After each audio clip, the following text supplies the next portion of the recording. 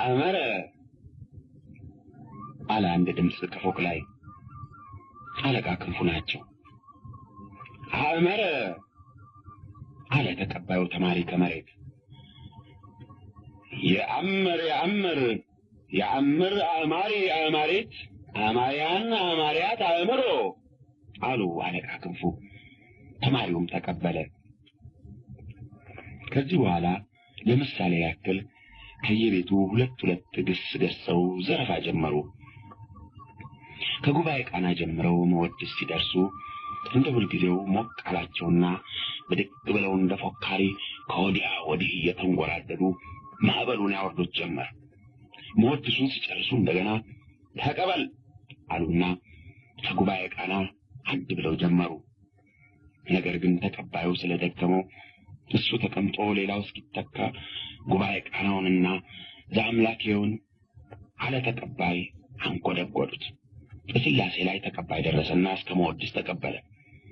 አለቃ ክንፉ ላባቸው እየተንጠፈጠፈ ደግሞ እንደገና ተቀበል ብለው ጉባኤ ቃና ሲጀምሩ መምህራኑ ወደ ፎቅ ወጡና ለምነው ወደ መኝታቸው ወስደው አስተኛቸው። ገላጋይ ባይደርስ ደግሟቸው እስኪወድቁ ድረስ ይዘርፉ ነበር። አንድ ቀን እንደዚሁ ከጉባኤ ቃና እስከ መወድስ 12 ሙሉ ቤት ዘርፈው ደግሟቸው ወድቀው ብዙ ቀን ታመው ዳኑ። ከዚያ በኋላ ቢበዛ ከ3 ሙሉ ቤት በላይ ዘርፈው አያውቁም። ምክንያቱም ሰዎች በመፍራት እየከለከሏቸው ነው እንጂ ተቸግረው አይደለም። አለቃ ክንፉ አእምሯቸው ከቅኔ ድልና ማግ እንደተሰራ ራሱ ካላለቀ ቅኔው ያልቃል ተብሎ አይታሰብም። ከሁሉም የሚያስገርመው ብዙ በዘረፉ መጠን እንደ ሌሎቹ መምህራን ቅኔያቸው እየቀለለ በመሄድ ፈንታ ምስጢሩ እየረቀቀና ንባቡ በብዙ ድካም መርጠው እንዳጋጠሙት ሁሉ እያማረ ነው የሚሄድ። አለቃ ክንፉ እንደ ሌሎቹ ቆጥረው ከሚቀኙት እንደ ሌሎች መምህራን አስበው ተጨንቀው ከሚዘርፉት ቅኔ ሲያሰክራቸው በዚህ ዓለም መኖራቸውን ሲረሱት ከጻድቃን ከሰማዕታት ከምዕመናን ከመላእክት ጋር በሌላ ዓለም የሚጫወቱ ሲመስላቸው ያን ጊዜ ሳያውቁት ሳይሰማቸው የሚያወርዱት የቅኔ ማዕበል የእውነተኛ የተዋናዩ ደቀ መዝሙር አሰኝቷቸው ቀረ። በቅኔ ቤት የማይሞት የማይረሳ ስም ሰጣቸው። አለቃ ክንፉ በመጽሐፍና በዜማ በዝማሬ መዋሲትና በአቋቋም ቁጥራቸው ከታላላቁ መምህራን ጋር ነው። በቅኔ ግን ቁጥራቸው ከቅኔው ፈጣሪ ከተዋናይ ጋር ነው።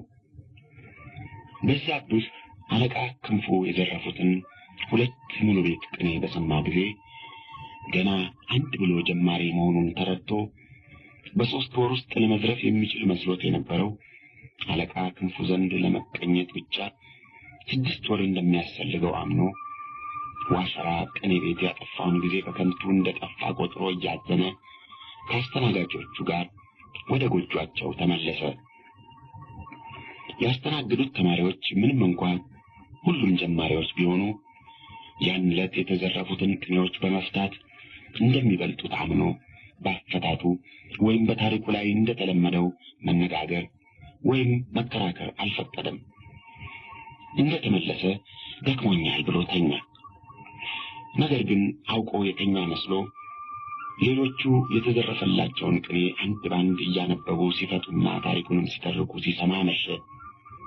አስተናጋጆቹ ከተኙ እንኳ በኋላ ቅኔ አውቃለሁ መስሎት ተቀኝቻለሁ ብሎ ያወራውን የሚያርምበትን መንገድ ሲፈልግ እንቅልፍ አጥቶ ብዙ ቆየ።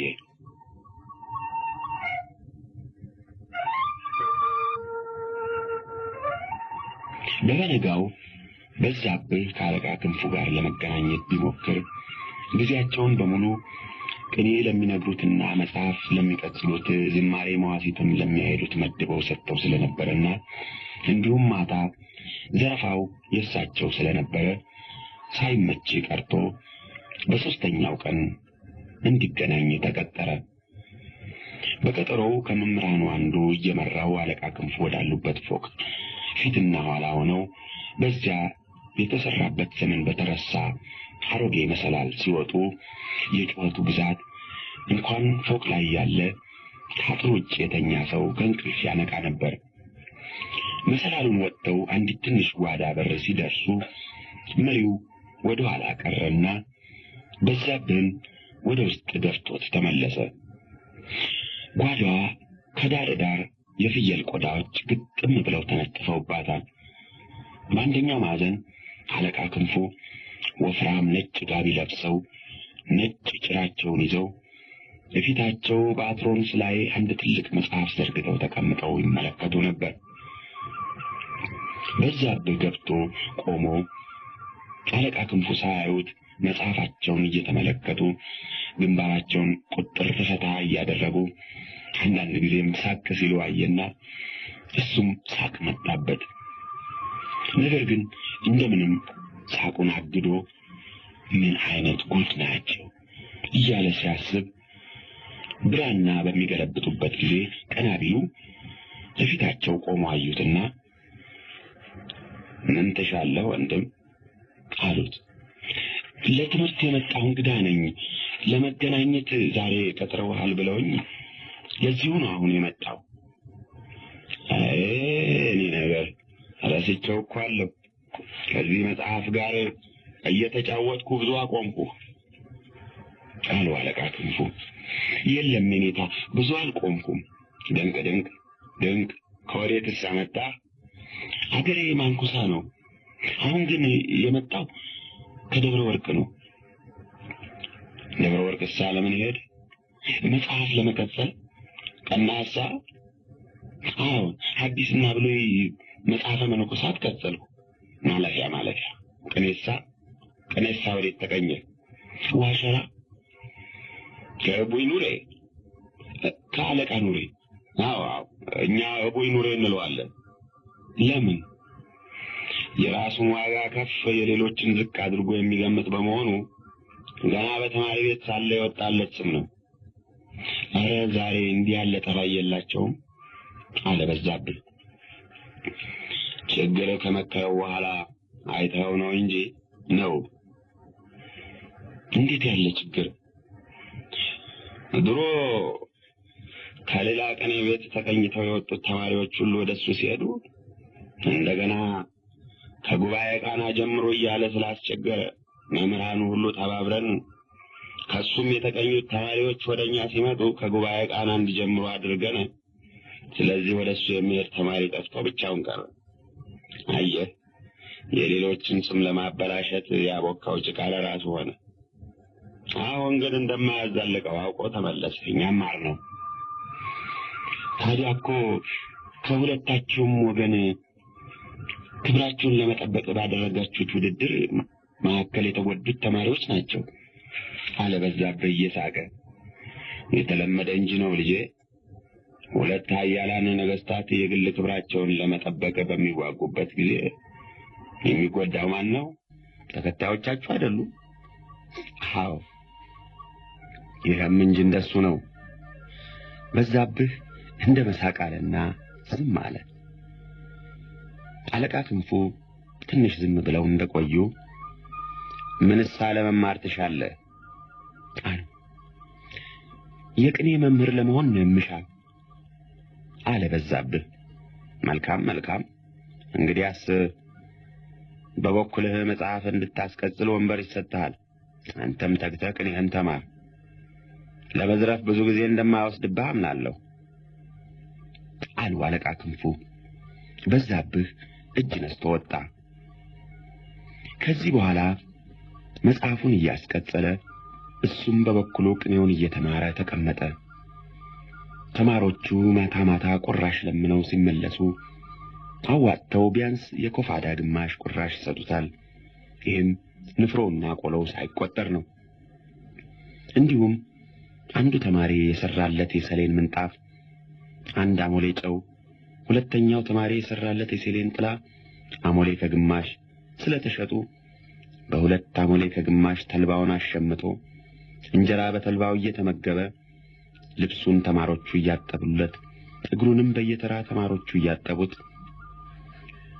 አንድ ጎጆ ለብቻው ይዞ በተማሪ ደረጃ ሲገመት ከፍ ያለ ኑሮ ይኖር ጀመር። በ3 ወሩ ቅኔ መዝረፍ ቻለ።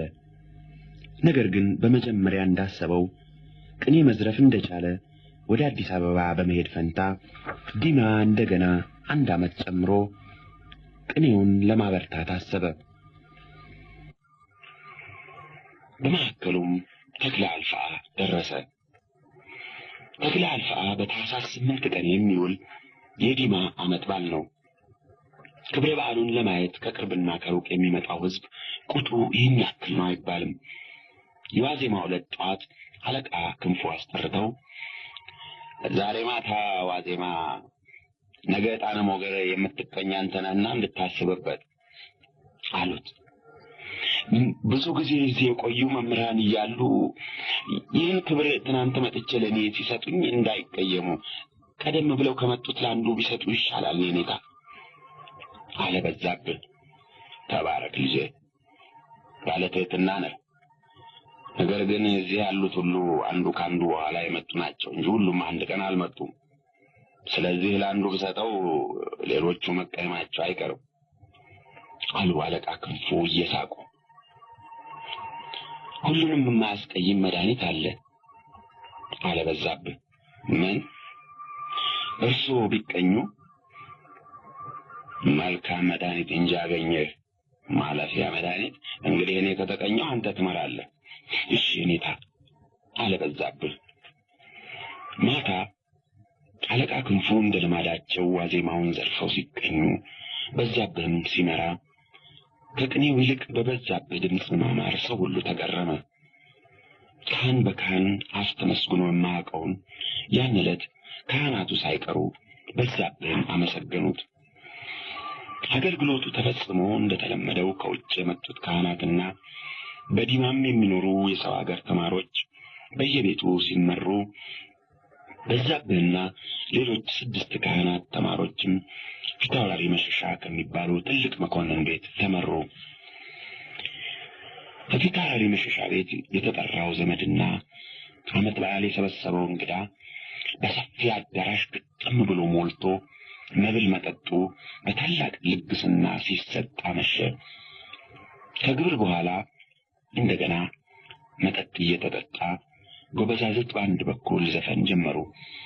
ካህናቱም በበኩላቸው ማህሌተ ገንቧቸውን ይወርቡ ጀመር። በመጀመሪያ ሌሎች ካህናት በየተራ አውራጆች ሆነው በዛብህ ከተቀባዮቹ ጋር ሆኖ ሲቀበል ቆየ።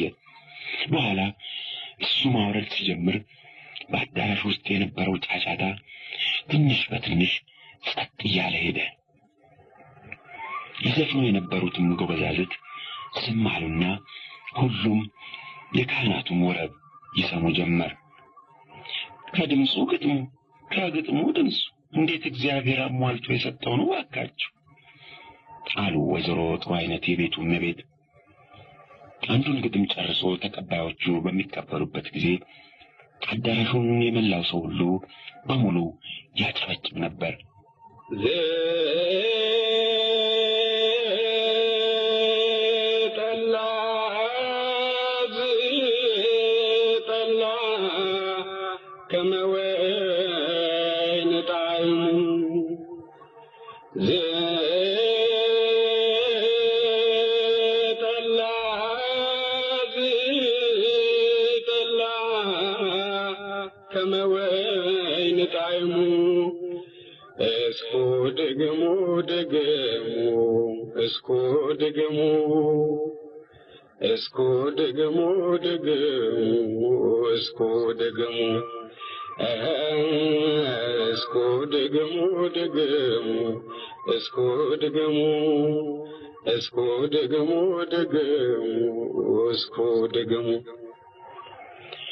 እምነቴ ጥሩ አይነት እጅሽን ይባርከው መልሶ መልሶ ያደረግሽው ጠላ በማር ተለውሶ ቁርጥማት አይንካው ጥሬ እጅሽን ይህን ጠላና ጠጅ ያደረገውን ይህን ጠላና ጠጅ የጠጣችሁ ሁሉ ጥሩ አይነት እጡብ ድንቅ በሉ እያለ ሲያወርድ ወይዘሮ ጥሩ አይነት ከባላቸው በስተግራ ቁጭ እንዳሉ ደስታቸው በዚያ ውበት በተመላ ፊታቸው ላይ ተጽፎ ይነበብ ነበር። ፊታውራሪ መሸሻም የምሽታቸውን ሁኔታ አዩና አጋፋሪውን ጠርተው ካህናቱን እንዳይደክማችሁ አርፋችሁ ስትጠጡ ቆዩ በላቸው ብለው ነገሩት። ያን ጊዜ ወይዘሮ ጥሩ አይነት ሰው እብድ ይለኛል ብለው እንደምንም ምላሳቸውን ባይጎርሱ እኔን ብቻ ስላሞገሰ ቀንተው ነው ለማለት ምንም ያክል አልቀራቸውም ነበር። ነገር ግን እንደምንም ብለው ለጊዜው የፈላ ደማቸውን ለማብረድ ቻሉ። ካህናቱ በወረብ ብዛት የደረቀ ጉሮሯቸውን በጣፋጭ ጠጅ እስኪያለዝቡ ጎበዛዝት ይዘፍኑ ጀመር። ከዚያም ከፊታውራሪ መሸሻ አሽከሮች መካከል አቅራሪዎችና ፎካሪዎች እየተነሱ ጌታቸው ያደረጉትንም ያላደረጉትንም የጀብዱ ሥራ እየደረደሩ የራሳቸውንም እስከ መቃብር ድረስ ታማኝነት እያረጋገጡ ሲያቃሩና ሲፎክሩ ቆይተው የሽልማት ተስፋ እየተቀበሉ ተቀመጡ።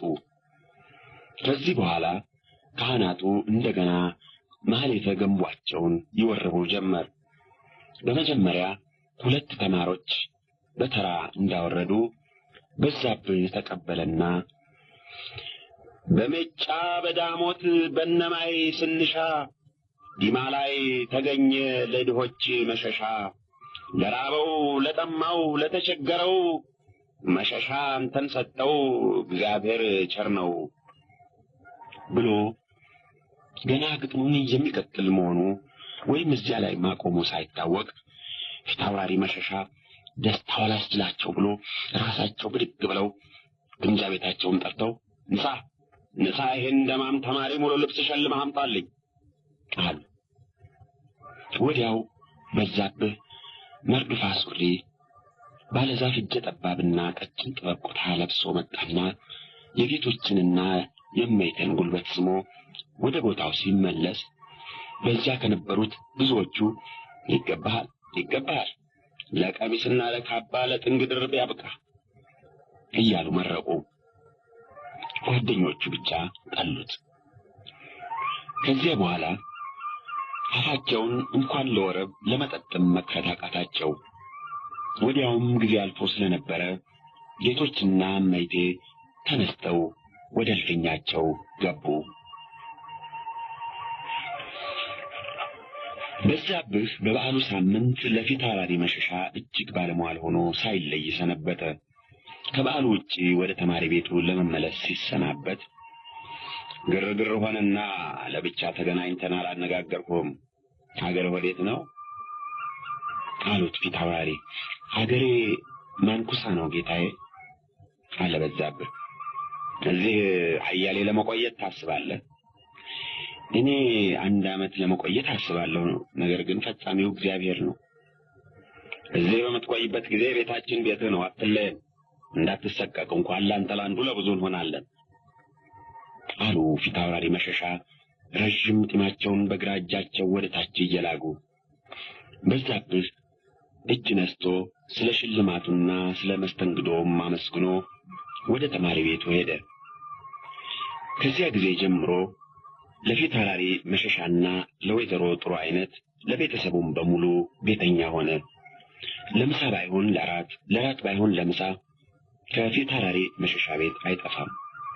አንዳንድ ጊዜም ሳይመጣ ውሎ ያደረ እንደሆነ እንደወለዱት ልጅ ተጨንቀው ለተማሪ ቤቱ ድረስ ጠያቂ ይልኩ ነበር። ፊታውራሪ መሸሻ በባላባትነታቸው እጅግ የሚኮሩ መኮንን ነበሩ። ከትግሬ፣ ከሸዋ፣ ከጎንደር ነገስታት ጋር ያላቸውን ዝምድና ቁጭ ብለው እንደ ውዳሴ ማርያም መድገም የጀመሩ እንደሆነ ሰሚ የሚሰለቻቸው አይመስላቸውም። እሳቸው እንደሚተርኩት የሆነ እንደሆነ በትግሬም ይሁን በሸዋ ወይም በጎንደር መንገስ ቢቀርባቸው እንኳ ቀጥሎ ያለው ቦታ ለሌላ መሰጠቱን እንደ ግፍግፍ ሊቆጥሩት ነበር። ነገር ግን ምን ይደረጋል፣ በድል እንጂ በትግል የማይገኝ ነገር።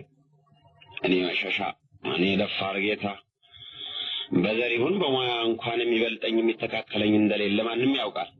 ዳሩ ምን ይሆናል፣ ሰው በዘሩና በጋሻው የሚመረጥበት ጊዜ አልፎ እነሆ እንደኛ ያለን ሰዎች እዚህ በባላገር ከገበሮችና ከበሮች ጋር ተሰማርተናል ብለው እንደመቆጣት ሲሉ አሽቃባጮቻቸው ግድ የለም ጌቶች፣ ጊዜ ያልፋል፣ እንዲህ እንደሆነ አይቀርም ይሏቸውና ወዲያው ይጽናናሉ። ዘር በመቁጠር ምሽታቸው ወይዘሮ ጥሩ አይነትም ከባላቸው ምንም ያክል አይሰንፉም ነበር። ፊታውራሪ መሸሻና ወይዘሮ ጥሩ አይነት ሰብለ ወንጌል የምትባል አንዲት ሴት ልጅ ብቻ ነበረቻቸው። ሰብለ ወንጌል ሳትረዝም፣ ሳታጥር፣ ሳትቀጥን፣ ሳትወፍር በመጠኑ የተሰራች ውበት ከደም ግባት ተባብረው ያስጌጧት እጅግ ያማረባት ልጅ ነበረች። ከዚህም በላይ ጠባይና ትህትና በሰፊው የታደለች ስለነበረችና በባህሪ ትምክህት የምትጠላ ከወላጆቿ ፈጽማ የተለየች ነበረች። ሰብለ ወንጌል በ14 ዓመቷ በመኳንንት ልጆች ወግ ዳዊት፣ ውዳሴ ማርያም፣ መልከ ማርያም፣ መልከ ኢየሱስና መልከ ጊዮርጊስ አወቀች። ከወይዘሮ ጥሩ አይነትም ኩራታቸውንና ግብዝነታቸውን ብቻ ለሳቸው ትታ የቤት ባልትናቸውንና ሌላ መልካም ሙያቸውን ሁሉ ጠንቅቃ ስለተማረች ይህ ይቀራታል የማትባል ሙሉ ነበረች። ስለዚህ በዲማና በአካባቢው የሚያውቋት ወይም ወሬዋን የሰሙ መኳንንት ሁሉ ገና 11 ዓመት ሲሆናት ጀምረው ልጆች የነበሯቸው ለልጆቻቸው፣ ልጆች ያልነበሯቸው ለዘመዶቻቸው ደጅ ይጠኑ ነበር። ነገር ግን ወላጆቿ እንደ ሾህ አጥር ዙሪያዋን ከበው እየተከላከሉ ውበቷ የጠራቸው ጎበዛዝት ሁሉ ጎምዥተው ዳር ዳር ሲዞሩ ያቺ ያማረች የጋመረች የገነት ፍሬ የመባያዋ ወራት አለፈ። ፊታውራሪ መሸሻና ምሽታቸው ወይዘሮ ጥሩ አይነት በዘር ያክለናል ይመስለናል የማይሉት ሰው ልጃቸውን ለጋብቻ ሲጠይቅ እንኳንስ ሊሰጡ መጠየቃቸውን እንደ ብርቱ ውርደት እየቆጠሩት እጅግ ያዝኑ ነበር። ወይ ጉድ! ጆሮ አልሰማም አይልም እኮ እናንተ ይላሉ ፊታውራሪ መሸሻ ከውጭ ሲገቡ። ዛሬ ደግሞ ምን ሰሙ ጌታዬ ይላሉ ባለቤታቸው ወይዘሮ ጥሩ አይነት። ቀኛዝማች ገሌ ሰብለ ወንጌልን ለልጁ ለመነኝ። ቀኛዝማች ገሌ የማን ልጅ ነው? አባቱን እንኳን እኔ እሱማ አውቀው። ትልቅ ድፍረት ይላሉ ወይዘሮ ጥሩ አይነት።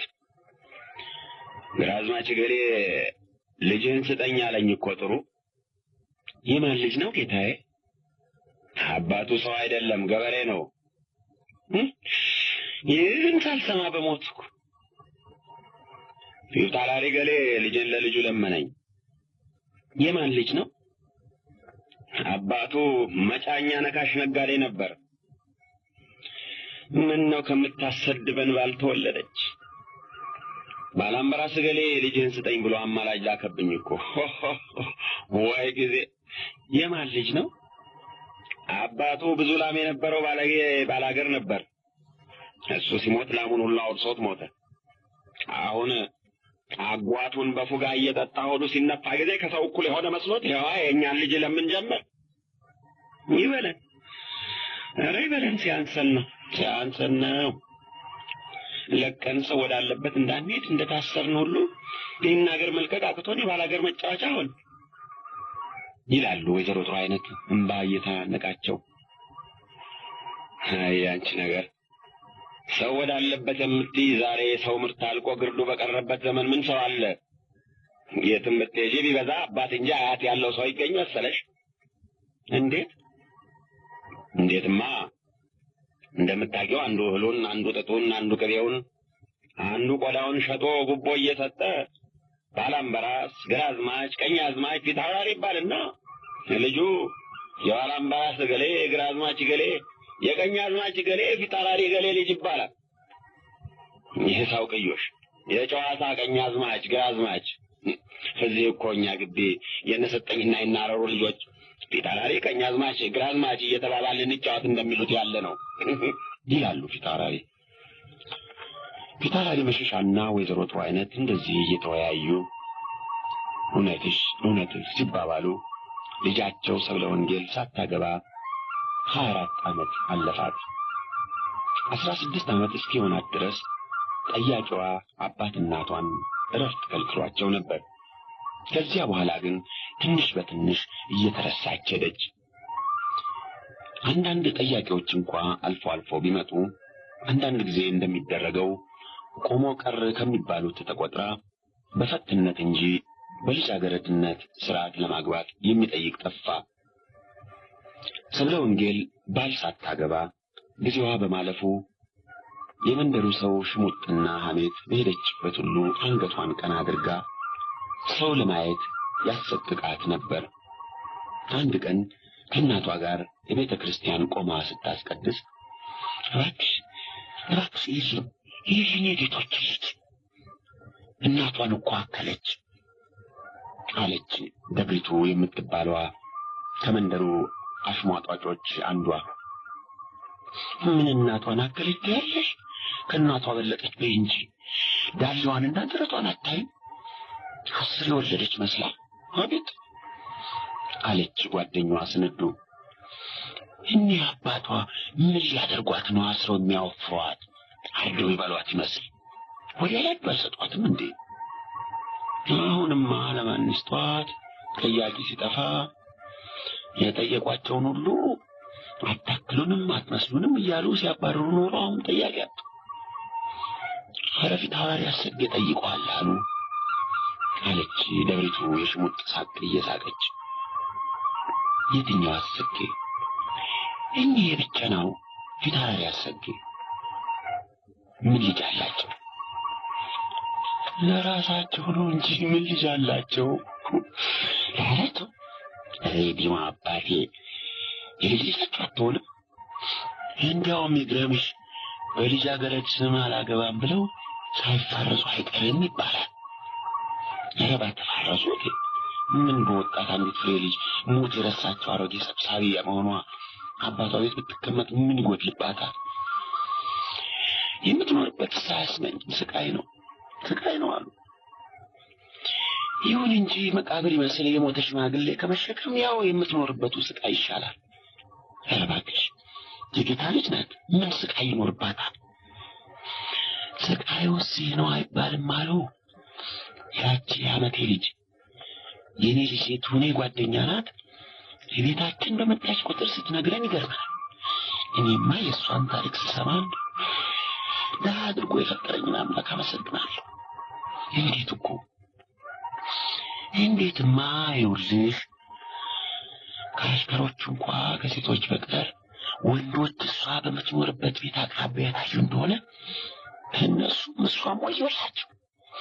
አሁን እንደምታያት እንዲሁ የቤተ ክርስቲያንና ዘመዶቿ ቤት ካልሆነ ወደ ሌላ ወጥታ የሰው ፊት ለማየት አይፈቅድላትም። ለዚያውም ቢሆን እንደ እስረኛ ዘወትር በዘበኛ ተከባ ነው። ከቤቷ ወጥታ አጥር ውስጥ እንኳን ስትዘዋወር አባቷ ወይም እናቷ ያዩዋት እንደሆነ ማን ጠራሽ፣ ማንን ትጠብቂያለሽ እያሉ በሰው ፊት ሳይቀር ያዋርዷታል። ታዲያ እሷ የእድሜ ጓደኞቿ እንደ ልባቸው ሲሆኑ እያየች አትበላ አትጠጣ ዘወትር ማልቀስ ብቻ። ስንቱን ልንገርሽ፣ ያችን የዓመቴን ልጅ አግኝተሻት አንድ ቀን ባወራችሽ ድህነት በስንት ጣሞቴ አለች ደብሪቱ እንደተቆረቆረች ሁሉ ራሷን እያወዛወዘች የምታወራው ወሬ በሩቅ እንዳይሰማ ግራ እጇን አፏ ፊት ገድባ። ለምን ብለው ነው አንዲት ልጃቸውን እንደሚያስቸግሯት አለች ስንዱ። ክብራቸውን ለመጠበቅ የነገሌ ልጅ እንዲሆነች እንዳይባል እንግዲህ ያለሷ መሰለሽ። ለሷስ ቢያዝኑ የውበት አበባዋ ሳይረግፍ ለአንዱ ጎበዝ በሰጧት። ለእነሱ ክብር እሷ ዋጋ ከፋይ ሆነች ማለት ነው። ታዲያስ ግሩም ነው። ለካ ከጌታ መወለድ ከአንድ ወገን ሲመለከቱት የክብር ባርነት ነው። ታውቂያለሽ፣ እኔ የምፈራው አንድ ነገር ነው አለች ስንዱ። ምን?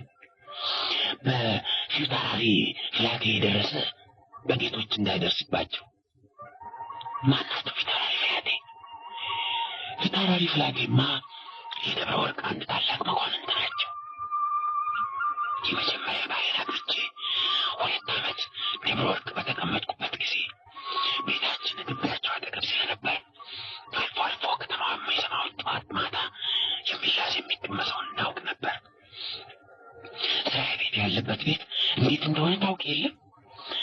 ለስራዬ ቤቶች እኮ ጌቶቻቸው ያሉትንና ያደረጉትን ከሌሎች ቀድሞ ማውራት የባለሟልነትና የታላቅነት ምልክት ነው። ታዲያ ይኸውልሽ ወደ አይነተኛው ነገር እንመለስ። እኒህ ፊታውራሪ መልኳ ያማረ የደረሰች ልጅ ነበረቻቸው።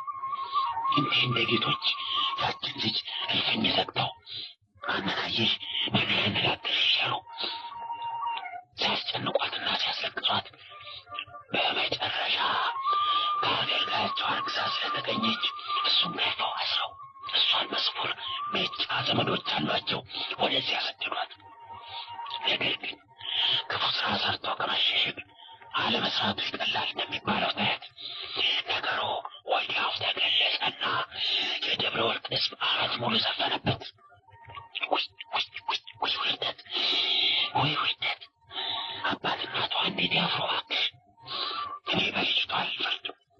ራባት እንጀራ በወጥ ለመብላት ብትፈልግ አጣች። ስለዚህ በቅርቡ ያገኘችውን ቆሎ ሰረቀች